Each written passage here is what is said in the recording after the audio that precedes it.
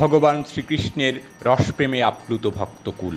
এ যেন ভগবান আর ভক্তের মিলন মেলায় পরিণত হয়েছে রংপুরের সনাতন ধর্মাবলম্বীদের রাসমেলা।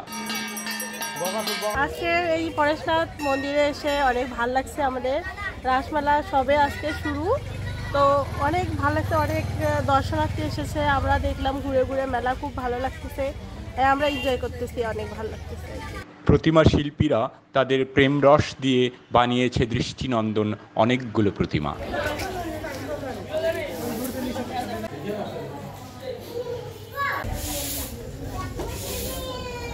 পুজোর পাশাপাশি হরেক রকমের পণ্যের বাহার সাজিয়ে বসেছে দোকানিরা, ভক্তরাও করছেন কেনাকাটা।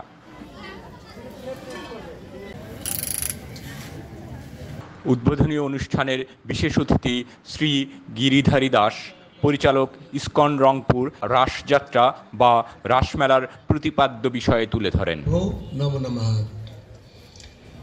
তা বিশেষ করে পরমেশ্বর ভগবান শ্রীকৃষ্ণের যে রাসযাত্রা বা রাসলীলা, এই রাসলীলা হয়েছিল রাস পূর্ণিমায়। তা বিশেষ করে এই যে রাস পূর্ণিমা, এটা হচ্ছে সর্বশ্রেষ্ঠ রজনী রাস পূর্ণিমা তিথি।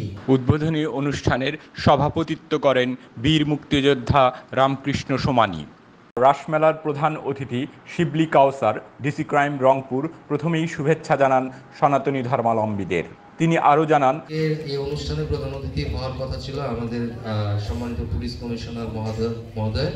তো স্যার সরকারি কাজে ঢাকায় থাকার কারণে কিছুক্ষণ আগে আমি আমার অফিসে কাজ করছি, এর মাঝখানে আমার কাছে স্যার এটা ফোন দিয়ে বললেন যে তুমি একটু যাও। তো সেই হিসাবে আমি যেহেতু পুলিশ কমিশনার স্যারকে আমি আসলে এখানে রিপ্রেজেন্ট করতে এসেছি যে ধর্ম যার যার, উৎসব সবার, রাষ্ট্র সবার, এবং আরেকটা জিনিস আমি বলতে চাই যে পুলিশও সবার।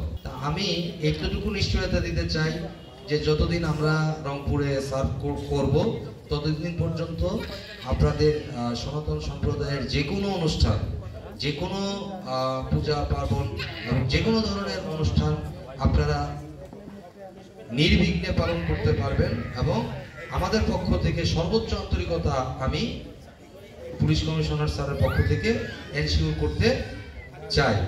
এছাড়াও বক্তব্য রাখেন অ্যাডভোকেট মাহফুজুন নবী ডন। সকল বক্তাই বাংলাদেশকে একটি সম্প্রীতির দেশ হিসেবে বিশ্ব দরবারে তুলে ধরার আহ্বান করেন। ইনম ও Shahriar, staff reporter, Bangla FM.